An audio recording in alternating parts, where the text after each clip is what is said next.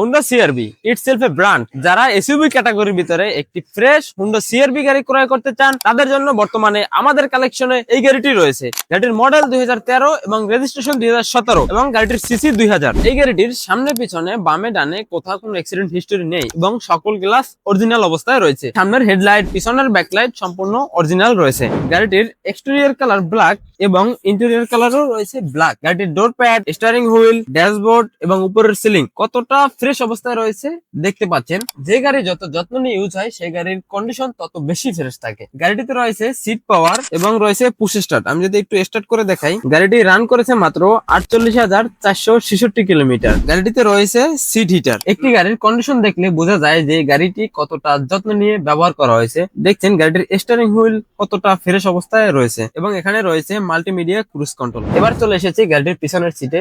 দেখতে পাচ্ছেন গাড়িটির ইন্টেরিয়র কতটা ফ্রেশ অবস্থায় রয়েছে। গাড়িটির ইন্টেরিয়র ফুল ব্ল্যাক এবং উপরের সিলিং কতটা ফ্রেশ। গাড়িগুলো ভালোভাবে যত্ন নিয়ে ব্যবহার করা হয় বিদায় কিন্তু আমরা আপনাদেরকে এতটা ফ্রেশ কন্ডিশনের গাড়ি দেখাতে পারি। এবং এই গাড়িটিতে রয়েছে হ্যান্ড রেস্টার, যেটা আপনাকে লং ড্রাইভে খুবই কমফোর্ট ফিল দেবে। চলে এসেছি গাড়িটির ব্যাক সাইডে, তো দেখাচ্ছি পিছন থেকে। দেখতে পাচ্ছেন গাড়িটির ইন্টেরিয়র কন্ডিশন কতটা ফ্রেশ অবস্থায় রয়েছে এবং এখানে রয়েছে স্পেয়ার টায়ার। হোন্ডা সিআরভি 2013 মডেলের এই গাড়িটির ইঞ্জিনের কাছে চলে এসেছি।